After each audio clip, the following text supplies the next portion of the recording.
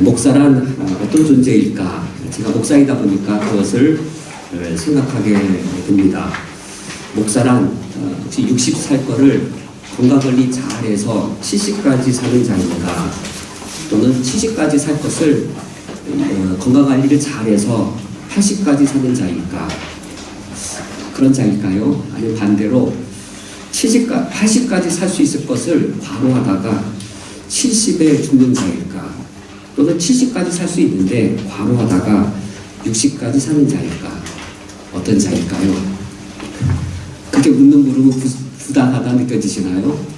설령 제가 60에 죽어도 오래 산 겁니다. 한국인이 60 넘어 산 것은 그렇게 오래되지 않았고 60만 살아도 장치를 벌린 것이 제가 어릴 적만 하더라도 60이 되면 장치를 벌린 일이 있어서 60만 살아도 오래 산 것이죠. 저는 목회를 하면 할수록 목사란 70 살 거를 건강관리 잘해서 80 살기보다 80까지 살 수 있는데 과로하다가 70 살아도 주님이 우리에게 맡기신 일을 감당한다면 그것이 다른 방향의 삶이 아닌가. 건강관리도 잘 해야 되겠지만 실상 그렇게 되나요? 제가 목회를 하면서 그런 생각하는 일이 이겁니다. 슈퍼가 잘 안 되는 성도님의 신방을 갔을 때 과로하실까요? 건강관리할 만큼 슈퍼 오는 걸까요? 제가 보았습니다. 슈퍼가 잘 운영되지 않을 때 슈퍼의 수익을 내기 위해 과로하는 걸 보았습니다. 사업하시는 성도님의 가정에 갔을 때 과연 건강관리 유지할 만큼 사업할까요? 그 사업이 부도가 나지 않기 위해 과로할까요? 저는 그것을 보면서 목회나 사업이나 우리 삶이 건강관리라고 하는 그 선에서 한다면 우리 성도님들의 사업이나 목회나 가능하지 않은 것이죠. 오늘 설교 제목이 자기 목숨을 돌아보지 않는 자. 되게 무서운 제목인 것 같은데 오늘 성경 구절입니다. 성경 말씀에 이런 말씀이 에바 브론티도가 바로 이런 인물이었는데 우리가 오늘 성경 말씀에 바로 이렇게 자기 목숨을 돌아보지 않았던 사도 바울, 디모데 그리고 에바 브론티도를 보게 되었습니다. 1페이지 제목처럼 이렇게 자기 목숨을 돌아보지 않는 자들이 모여있는 교회라면 어떤 교회로 보여요? 여기 우리 한 여러분이 모였는데 우리 모두가 다 자기 목숨을 돌아보지 않는 사람들로만 모였습니다. 여기에 화평할까요? 잘 다툴까요? 주님을 위해서라면 목숨 내건 특공대만 모였습니다. 화평할까요? 잘 다툴까요? 화평하기보다 목숨 걸고 내가 주님 앞에 나왔기 때문에 목숨 걸고 뜻이 다르면 싸울 가능성이 많은 거죠. 오히려 그냥 목숨 걸지 않고 좋은 게 좋은 거지. 교회 와서 뭐 스트레스를 받아. 사업하기도 바쁜데 세상 살기도 힘든데 무슨 교회 와서 다퉈. 좋은 게 좋은 거지라고 한 분들만 모였으면 그냥 예배만 드리고 가고 그럴 건데 목숨을 돌아보지 않고 주를 위해 모였다면 오히려 화합이나 화평보다는 하나됨보다는 오히려 깨어지고 다투고 분란이 일어날 가능성도 있을 겁니다. 빌립보서를 읽어보면 빌립보서는 교리적으로는 문제가 없는 교회로 보입니다. 왜냐하면 골로새서가 기독론, 에베소서가 교회론, 로마서가 구원론과 같은 교리를 집중적으로 다루고 있는 것에 비해 빌립보서에는 교리적 내용이 없기 때문입니다. 그것을 볼 때 빌립보 교회는 교리적 위기가 있는 게 아니고 대신에 유드계를 권하고 순두계를 권하노니 라는 이런 권면의 말들 또는 너희들 한 마음을 가져라 뜻을 품어라 라는 말씀들을 놓고 볼 때 빌립보 교회는 교리적 어려움을 겪는 교회가 아니라 목숨을 돌아보지 않는 분들이 모여서 하나가 되지 못하고 분열되고 다투는 것이 빌립보 교회가 겪는 가장 핵심의 문제였습니다. 그러면 비결은 우리가 자기의 목숨을 돌아보지 않는 자들이 모였으면서도 비결은 과연 어디에 있을까? 하나됨의 비결은 어디에 있을까? 그 비결을 사도 바울이 2장 5절에서 11절 우리가 2주 전에 보았던 말씀에서 바울이 제시해 준 것이었습니다. 죽기까지 십자가에 복종하신 예수 그리스도, 그 그리스도의 마음을 본받아라. 그 그리스도는 하나님과 동등된 분이셨으나 자기를 낮추시고 비우셔서 겸손하셨고 그 겸손이 죽기까지 하나님께 복종케 하셨다라고 하는 그 그리스도의 겸손과 그리고 그 순종, 그리스도의 그 모습을 보여주면서 이제 이 그 다투고 분열이 있는 빌립보 교회를 향해 너희들 겸손한 마음으로 서로를 각각 나보다 낮게 여기고 한 마음을 품어라라고 권면했던 것이었습니다. 그것에 이어지는 말씀이 우리가 오늘 보게 되어지는 2장 17절 이하의 본문인데 여기에 이제 세 인물이 등장합니다. 바울, 디모데, 그리고 에바브로 디도가 등장하는데 이 바울의 모습을 보면 그리스도의 모습이 그 가운데 엿보이게 되어집니다. 2장 17절 말씀에 1페이지 맨 아래에 있죠. 2장 17절 말씀에 바울이 만일 너희 믿음의 재물과 섬김 위에 내가 나를 전제로 드릴지라도 라고 되어 있는데 이 전제라고 하는 것이 이제 희생제사를 동물을 불태워 드리는 희생제사를 드렸을 때 제사가 다 끝날 때쯤에 그 희생제사 제물에 포도주를 붓는 것을 이렇게 전제라고 말합니다. 바울은 빌립보 교회의 구원을 위해 자기의 삶을 제물로 드렸습니다. 이 예수님을 닮은 거죠. 우리의 구원을 위해 예수님이 제물 되신 것처럼 이제는 바울이 빌립보 교회의 구원을 위해 자기가 제물 되어지고 있습니다. 예수님의 삶의 모습을 지금 바울이 담는 것이죠. 그리스도께서 죽기까지 복종하셨는데 그런 그리스도를 본받아서 바울이 자기의 삶이 제물로 죽임당할 때까지 자기 자신을 희생하고 있습니다. 죽음이란 무엇일까요? 죽음. 여기 그리스도의 죽음. 빌립보서 2장 8절에 죽기까지 복종하셨다라고 했을 때 그 죽음. 2장 17절에서 바울이 자기를 전제로 드린다고 했을 때 희생 제물의 죽음. 그 죽음은 더 이상 희생이 가능하지 않은 걸 말하는 것이죠. 여기서 죽음이란 희생입니다. 더 희생할 거 있을까요? 예수님이 더 희생하실 게 있을까요? 다 희생한 거였어요. 더 희생할 게 없어요. 이 예수님이 자기를 다 희생하신 것처럼 바울도 자신을 다 희생하였습니다. 예수님이 자신을 다 희생하셨을 때 그리고 예수님이 한 영혼 구원하셨다면 예수님이 자기 생명을 아깝게 여기셨을까요? 아니면 기쁘게 여기셨을까요? 윤사원 목사가 쿠웨이트에 와서 한 명 구원하고 죽었으면 에이 내가 내 인생 52세부터 한평생 남은 생을 다 바쳤는데 겨우 한 명 구원했어? 라고 제 삶이 아깝게 느껴지진 않을까요? 예수님께서 자기의 삶을 다 희생하시고 그리고 만약에 한 영혼을 구원하셨다면 에이 한 10,000명쯤 구원해야 그럴 만한 가치가 있는 것이 아닌가라고 생각하셨을까요? 아니면 대단히 기뻐하셨을까요? 예수님이 잃어버린 한 마리 양의 비유를 가르쳐 주십니다. 100마리 양 중에 99마리가 안전하게 우리 안에 있고 한 마리 양만 우리 밖에 나갔어요. 목자의 눈에는 1대 99 중에 목자이신 예수님 눈에는 누가 안 보여요? 99라는 숫자가 안 보입니다. 어떻게 안 보여요? 1보다 99가 더 커 보이지가 않는 거예요. 1이 커요? 99가 커요? 99가 크죠. 몇 배나요? 99배나 더 크죠. 그러나 예수님 마음에는 99라는 숫자가 눈에 안 보여요. 커 보이지가 않는 거예요. 99는 안전한 우리 안에 있기 때문에 99자라는 숫자는 보이지도 않아요. 99보다 1이 더 커 보이는 거예요. 그래서 예수님이 목자가 산을 넘고 들을 건너고 강을 건너서 드디어 양 한 마리를 잃어버린 양 한 마리를 발견했습니다. 그때의 기쁨은 얼마나 컸나요? 그 양을 어깨에 메고 돌아와서 양 한 마리 찾고 소를 잡았습니다. 잔치를 벌이기 위해. 그러니까 좀 계산으로 안 맞잖아요. 양 한 마리 잡고 소를 잡으면 안 되잖아요. 소값이 비싼데. 근데 성경에 보면 잔치를 벌였으니까 얼마나 주님께 그 기쁨이 컸는지를 보여주는데 2장 17절 하반절 18절을 보세요. 바울이 얼마나 기뻐하고 있죠? 나는 기뻐하고 너희 무리와 함께 기뻐하리니 이와 같이 너희도 기뻐하고 나와 함께 기뻐하라. 이 예수님의 기쁨이에요. 예수님의 기쁨을 바울이 기뻐하고 있습니다. 누구만이 이 기쁨을 알 수 있을까요? 죽기까지 복종하면서 한 영혼을 위해 자기를 희생해본 목자가 되어보지 않고서는, 이 목자의 심정을 가져보지 않고서는 이 기쁨을 이해할 수가 없는 거예요. 저는 제가 언제 목회를, 제가 당장 혹시 다음 달 사표를 내시면 그렇게 알아들으시면 될 겁니다. 갑자기 제가 사표를 내고 어디를 가버려요. 이렇게 여기시면 될 거예요. 제 눈에 1과 99 중에 뭐가 더 커 보일 때 제가 목사를 간둬야 될까요?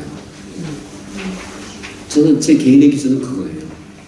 1과 99 중에 우리 안에 있는 99명의 성도의 큰 숫자가 잃어버린 한 명의 숫자보다 더 커 보이는 순간 좀 목회 간둬야 됩니다. 그렇지 않겠어요? 그게 99가 더 커 보이는 순간 제가 타락하는 걸 제가 알아요. 제가 이런 말을 하는 거는 제가 그걸 경험했기 때문에 아는 거죠. 제 눈에 1보다 99가 더 커 보이더라고요. 안 커 보이는 게 아니라 더 커 보이더라고요.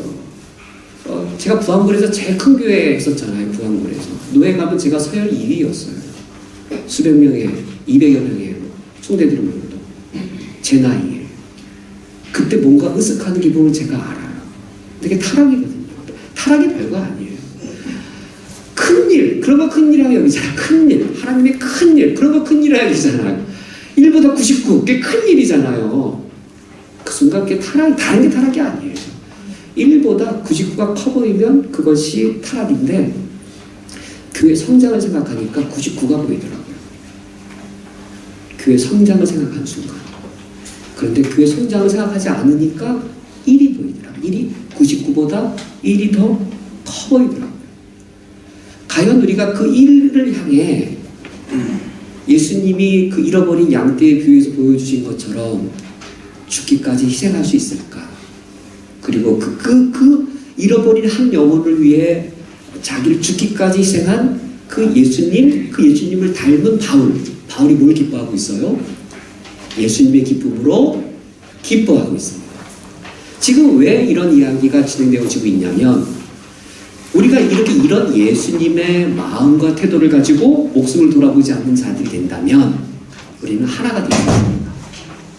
이런 예수님의 마음과 태도를 갖고 있을 때, 이런 목적의식과 태도를 갖고 있는데 우리가 다 자기 목숨을 돌아보지 않는 자들 모였으면 분열이 안 일어나요.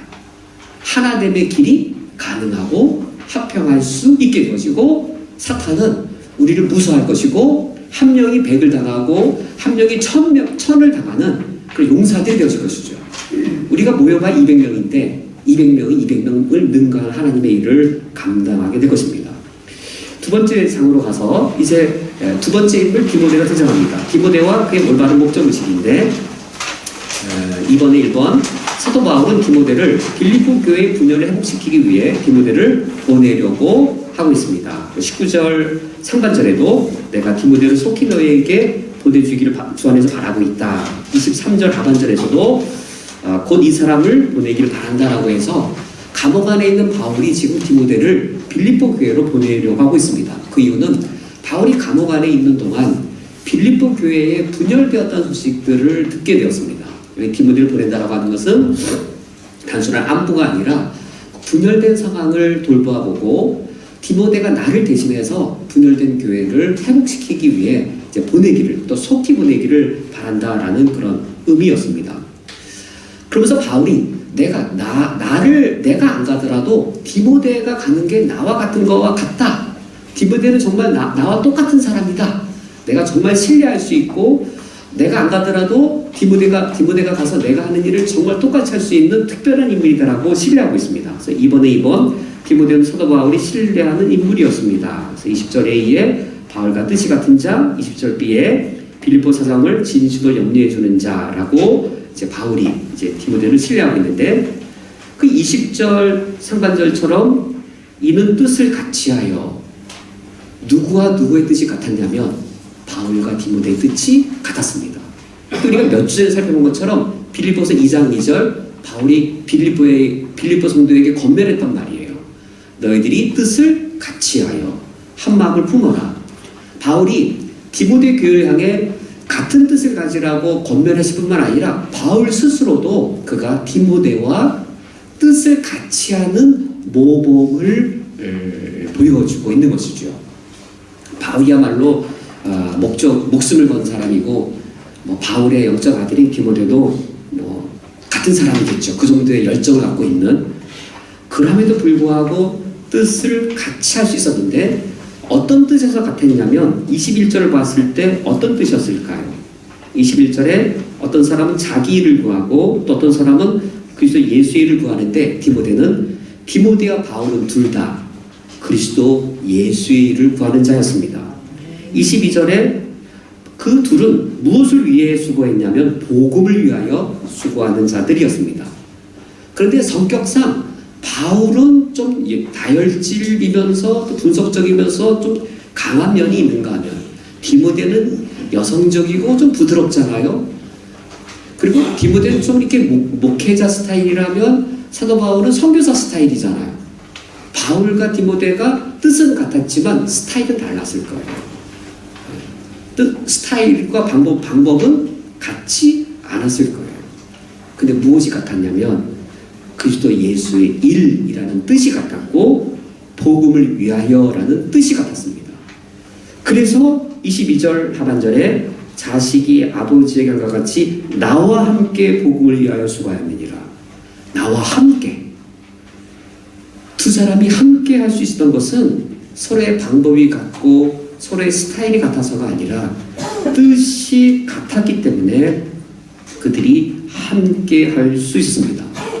또 20절 다시 돌아가서 디모데는 어떤 사람이었냐면 바울과 뜻이 같을 뿐만 아니라 두 번째로 너희 사정을 진실히 생각할 자였습니다. 진정으로 빌립보 교회를 생각해 줄 사람이었는데 여기 진실이란 무엇일까요? 21절 보면 무엇을 구하면 진실한 게 아니에요. 자기 일을 구하면 진실한 사람이 아니죠. 이를테면 디모데가 가서 분란된 교회를 화평케 한 다음에 야 내가 빌립보 교회에 담임 목사가 돼야 되겠다. 이번 기회에 담임 목사 공석인데 라고 생각하면 그건 자기 일을 구하는 거잖아요. 근데 디모데는 진실한 사람이었어요. 그 의도와 목적이 빌립보 교회를 화평케 해서 그리스도의 예수의 일을 도모하는 것이었어요. 22절에 그 진실성이란 복음을 위한 것이었어요. 빌립보 교회 자체를 위한 거나 디모데 자신을 위한 게 아니라 그냥 복음을 위한 것이었어요. 복음을 위해 빌립보 교회를 위해 했던 것이었어요. 이게 진실함이었습니다. 만약 여기에 어떤 한 지사님이 계시고 권사님이 계십니다. 근데 나랑 정말 성격도 다르고 정말 나랑 스타일도 다르고 라면 끓일 때 나는 물 끓이고 나서 면 넣는데 동시에 두 개를 같이 끓여서 빨리 먹고 막 이러면 싸우잖아요. 이렇게 라면 끓여 먹다가도 정말 나는 성질이 급한데 그분 너무 느긋하고 맨날 나랑 스타일이 다르고 일하는 순서도 다르고 그런데 나랑 다른 그분이 정말 그리스도 예수의 일에 진실하시고 복음을 위하여 진실하다면 바울이 나와 함께라고 한 말처럼 나와 함께 하지 않을 수 있을까요? 불가능할까요? 함께 할 수 있습니다. 이제 바울이 그걸 이해합니다. 우리의 모양새와 얼굴들은 다 다를지라도 우리가 한 마음을 가질 수 있고 같은 목적을 가질 수 있다고 하는 겁니다. 제가 목회를 하면 할수록 하나님이 우리에게 원하시는 것이 무엇인지를 두 번 생각해보고 세 번 생각하게 되어지지요. 제가 초기에는 결과를 많이 생각했습니다. 저는 어떤 스타일이냐면 일을 하는 스타일이 아닙니다. 일을 하는 스타일이 아니라 일을 되게 하는 스타일입니다. 일하는 사람 싫어해요. 일하다가 가버린 사람 싫어해요. 언제까지 있어야 돼요? 가면 안 되고 일이 될 때까지 남아있어야지 왜 가버려요? 퇴근 시간 됐다고. 안 되죠. 일을 하는 게 아니라 일은 되게 해야죠. 일을 하는 게 아니에요. 일은 될 때까지 하는 거예요. 그 주인과 종업원 언제까지 일할까요? 퇴근 시간까지 일할 거예요. 주인은요.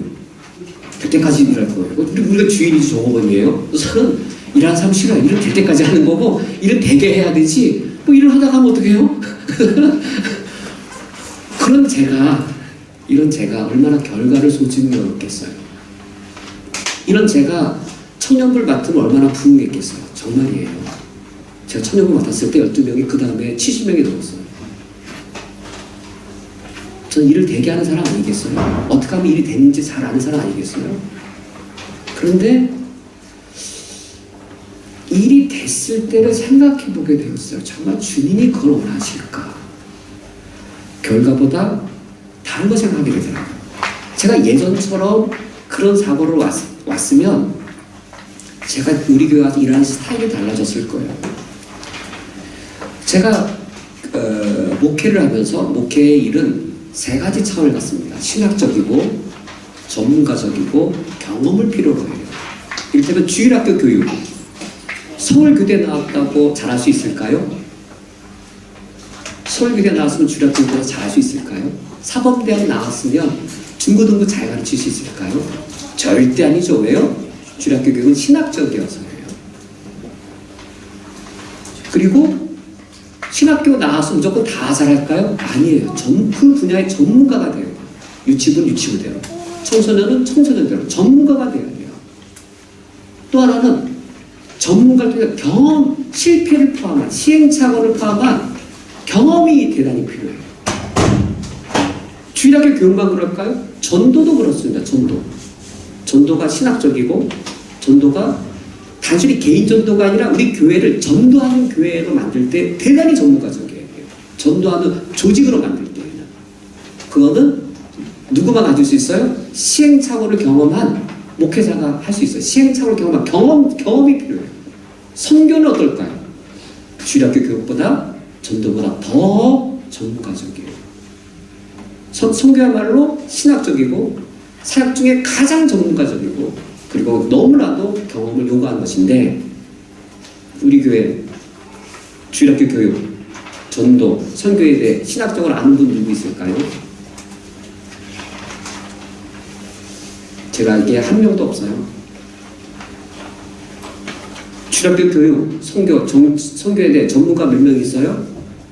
제가 알기에 단 한 명도 없어요. 아니라고 할 분 계세요? 아니라고 할 분? 단 한 명도 없어요. 이번에 제 3자 컨퍼런스 전 대단히 실망했는데 제가 배울 게 하나도 없더라고요. 강의를 들으면서 저렇게 하면 안 되지. 성경을 모르고 말씀하시는 거구나. 현장 경험이 없이 하시는 거구나. 근데 그분 오히려 저에게 목사님 어떻게 그렇게 성경에 대해 다 아시냐고 강의를 들을 필요가 없으시다고. 제가 결과를 중시하며 어떻게 하면 될까요? 모든 직분을 다 밀어넣고 제가 다 교육위원장, 선교위원장 내가 다 해서 그냥 다 내 말만 따르라고 내가 하는 대로 하라고 뭘 한다고 그러시냐고 지금 순종하라고 라고 말하면 결과가 좋을 거예요. 그렇지 않겠어요? 또 실제로 그러면 결과가 좋아요. 그런데 그게 교회인가라고 자꾸 생각하게 되는 거예요. 정말 교회인가? 그게 아니더라고요. 과정이더라고요. 왜 성교 컨퍼런스를 1차 사실 1차 결론은 2차, 3차 계속 한 거잖아요. 1차 결론, 우리 이장로님께서 이제 서울 갔다 오신 다음에 말씀하시길래 그거 내가 1차 때 말씀드린 거 아니에요? 라고 말씀드렸어요. 1차의 재확인일 뿐이지 뭐 더 진전된 게 없잖아요. 하지만 의미가 없고 가치가 없나요? 아니죠. 2차와 3차를 하면서 어떤 열매가 있었죠? 성도님들이 더 많은 성도님들이 선교에 대하여 관심을 가질 뿐만 아니라 1차, 2차, 3차를 거쳐가면서 잘못된 선교나 불충분한 선교에 대한 개념이 올바른 선교의 개념으로 바뀌어가는 과정을 경험하고 계시잖아요. 전 주님이 그걸 원하신다 생각해요. 주님이 그걸 원하시지 주님이 뭔가 우리를 통해서 뭔가 탁월한 업적을 빠른 시일에 우리에게 요구하시지 않는 분이라고 저는 이해합니다. 교회는 한 사람이 일을 맡아서 최고 잘하는 거하고 관심을 갖고 있는 10명을 그곳에 모아서 이 열매가 좀 적어요. 두 번째 경우하고 하나님은 어떤 교회 원하실까요? 유능한 사람 뽑아서 소수의 사람이 일 잘하기 원하시는 게 아니라 거기에 관심 갖고 있는 사람 다 불러 모아서 속도가 느리고 열매의 크기가 적어도 하나님과 함께 모여서 더 많은 성도들이 관심을 가져가면서 점차 하나님의 일을 세워가기를 주님이 바라십니다. 근데 그건 어떨 때 가능하냐? 정말 우리가 그리스도를 위하고 복음을 위하고 또 하나님의 일을 누가 하는 줄 아세요? 우리 이제 알고 있죠. 하나님의 일을 하나님이 하세요. 우리가 하지 않아요. 우리가 하지 않고 우리가 그런 과정을 통해서 하다 보면 그럼 뭐 일이 안 되면 어떻게 해요? 이게 하나님이 하세요. 우리 믿음이에요. 정말 하나님이 하세요. 정말 우리가 주님 방법대로 하면 정말 하나님이 하시고 그때 뭐가 있냐면 이 사도 바울이 나는 기뻐하고 기뻐하리라고 한 것처럼 우리 속에 기쁨이 참 많아요. 우리에게 더디고 그리고 비효율적인 것 같지만 하나님 그런 과정을 통해서 예수님의 기쁨에 참여하는 일들을 우리가 허락해 주십니다. 세 번째로 3페이지에 세 번째 인물 에바브로 디도입니다. 에바브로 디도 빌립보에서 로마 감옥까지 온 인물 3번의 1번 사도 바울은 에바브로 디도를 빌립보에 보낼 계획입니다. 25절 A에 그러나 에바브로 디도를 너에게 보낸 것이 필요할지 생각하노니라고 있죠. 그러나 본래 그는 빌립보 교회가 사도 바울에게 보낸 인물이었습니다. 그 사실은 25절 거기 아래 4번에 너희 사자로란 말이 있죠. 너희 사자로 내가 쓸 것을 돕는 자라. 그러니까 이 에바브로 디도는 빌립보 교회가 사도 바울에게 보낸 인물이었어요. 바울이 감옥에 있는 거 소식을 듣고 이 에바브로를 보내어서 에바브로 디도로 하여금 바울을 그 감옥 생활하는 것을 섬기도록 했던 그 인물인데 그런데 이 에바브로 디도를 지금 바울이 다시금 빌립보 교회로 이제 보내려고 하고 있습니다. 이런 에바브로 디도에 대해서 25절에 보면은 나의 형제요 함께 수고하고 함께 군사된 자요 너희 사자로 내가 쓸 것을 돕는 자라라고 네 가지의 매우 소중한 평가를 에바브로 디도에 대해 말하고 있습니다. 에바브로 디도도 보면은 목숨 건 사람이에요. 아주 그냥 고집이 있는 사람인 거죠. 그런데 이 에바브로 디도를 향해 나의 형제, 함께 수고하는 자, 함께 군사된 자, 내가 쓸 것을 돕는 자라고 말하여서 이 두 개성이 강한 두 인물이 하나 되어지고 있고 화평의 관계를 누리는 걸 볼 수 있습니다. 어떤 공통 분모가 있어서 바울은 디모데와 함께 하나가 되었을 뿐만 아니라 어떤 공통 분모로 인하여 바울과 에바브로 디도가 이와 같이 하나가 되어질 수 있었을까? 나의 형제라는 표현에서는 바울과 디모데가 어떤 공통 분모가 있는 거죠? 아버지가 같은 거죠. 나의 형제, 아버지가 같아요. 이거는 저희 형하고 저하고는 너무 스타일이 다르거든요. 저희 형은 돈이 많아요. 되게 대단히 성공한 인물이어서 그렇게 크게 성공한 형이 좀 너무 속이 답답한 게 그때 좀 돼지갈비인지 소갈비를 먹는데 10명이 모였으면 처음에 몇 인분을 시켜야 될까요? 10명이 모였으면 8인분부터 시켜요. 나 진짜 제 성격이 저는 12인부터 시켜요. 12인분부터 10명이면 12인분부터 시키지 그걸 8인분부터 시켜서 진짜 답답해 진짜. 돈이 없으면 몰라 그 부자가 진짜. 근데도 제 형인 걸 부인할 수가 없어요. 왜요? 아버지가 같아요. 아버지가 같아. 어떻게 끊을 수가 없어. 공통분모가 아버지예요. 에바브로 디도를 향해 나의 형제라고 이보다 더 끊을 수 없는 가까운 관계가 어디 있나요? 저와 저 형처럼 개성이 다르고 뭐 스타일이 다 달라도 아버지가 같은 형제의 관계였습니다. 그러면서 함께 수고한다라고 말합니다. 바울과 이 에바브로 디도에게는 공동의 목적이 있어서 공동의 목적을 위해 함께 수고하는 자였습니다. 그 공동의 목적은 바로 하나님의 나라인 것이죠. 하나님의 나라라고 하는 공동의 목적을 위해 두 그리스도인이 함께 수고하는 자였고 또 함께 군사된 자였습니다. 함께 군사된 자, 뭐가 공통 분모였을까요? 누가 같아요? 싸우는 대적이 같아요. 누가 대적인가요? 공공의 적, 공동의 적, 사탄인 거죠. 사탄이 바울에게도 또 에바브로디도에게도 공동의 적이어서 둘이 함께 군사가 충분히 돼야 되는 것이죠. 그리고 마지막 네 번째는 내가 쓸 것을 돕는 자였습니다. 바울이 이 에바브로디도를 향해서 에바브로디도여, 당신은 내게 필요한 것을 참 많이 도와주어서 참 고맙다라고 말하면 에바브로디도는 바울을 향해 감사한 말을 안 했을까요? 아마 에바브로디도도 바울에게 내가 당신에게 옷바라지를 하는 걸 도움을 드린다면 바울 사도야만큼 나에게 가장 귀한 것을 나에게 주었고 내가 신앙적으로 힘들 때마다 나를 가장 도와준 분이 바울 당신이었습니다 라고 말해야 했겠죠.